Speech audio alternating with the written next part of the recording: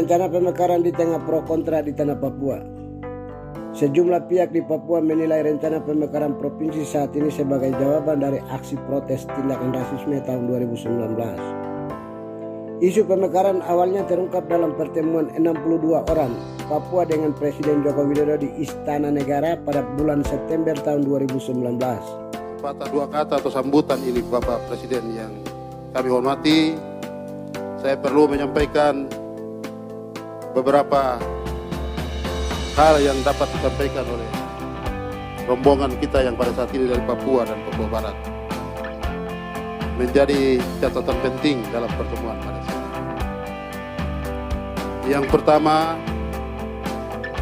kita minta kepada yang terhormat Bapak Presiden Republik Indonesia untuk adanya pemekaran provinsi 5 wilayah adat di Provinsi Papua dan Papua Barat.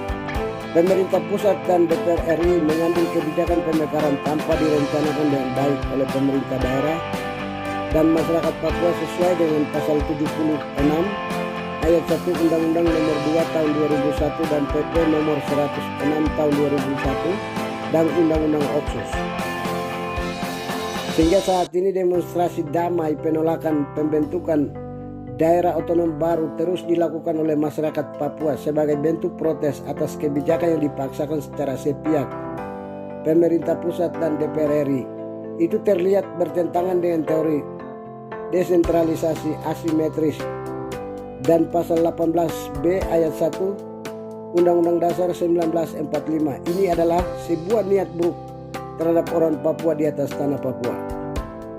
Keinginan masyarakat Papua hari ini bukan minta pemekaran, tetapi melihat dan menyelesaikan akar masalah di Papua yang tak pernah diselesaikan, bahkan tidak pernah ada upaya oleh pemerintah Indonesia selama ini. Akar masalah yang dimaksud adalah historis sejarah Papua dan penyelesaian seluruh pelanggaran HAM yang ada di tanah Papua.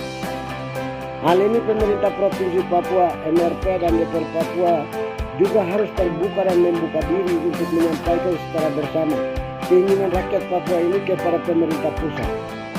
Jangan diam dan diam seperti sebagian bupati wali kota yang mendorong pembentukan BOP provinsi secara diam-diam tanpa melihat dampak yang akan dirasakan oleh orang asli Papua pada 20-30 tahun ke depan di atas tanah Papua ini.